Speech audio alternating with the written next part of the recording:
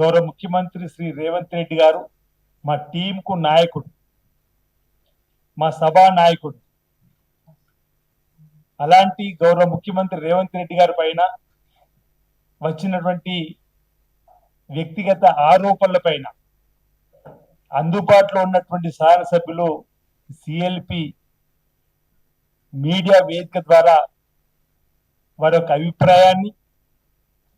వారి ఆలోచన విధానాన్ని, ఈ రాష్ట్రాన్ని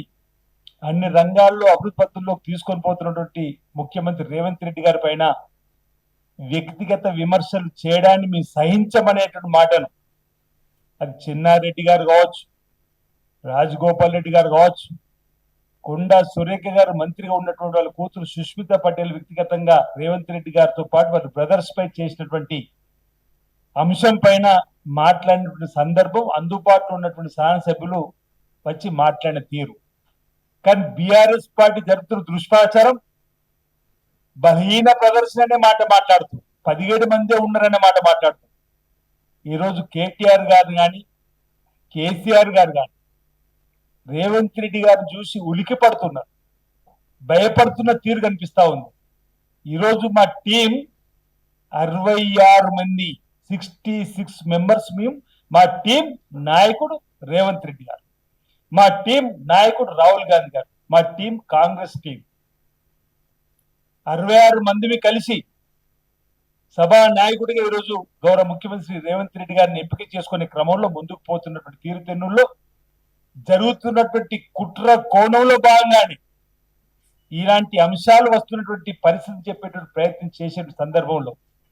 వారికి పెట్టుకున్నటువంటి సొంత డబ్బా, సొంత పత్రికలో ఇష్టానుసారంగా మాట్లాడేటువంటి మాట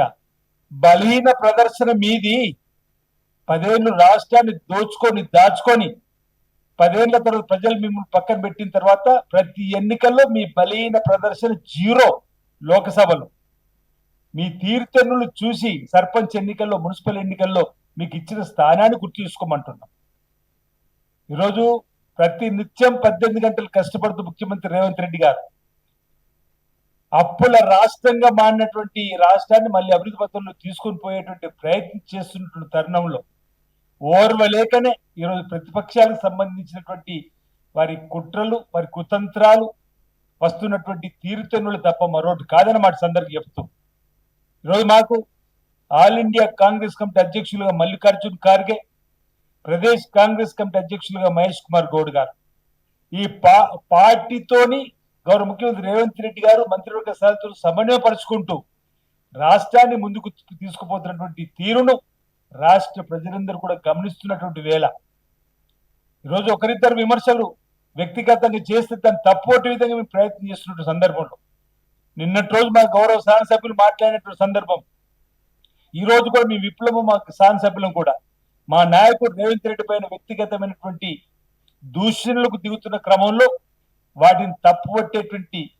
ఆ మాటలను ఖండించేటువంటి సందర్భంలో కూడా మాట్లాడే పరిస్థితి ఈరోజు. Subscribe us and press the bell icon for more interesting updates.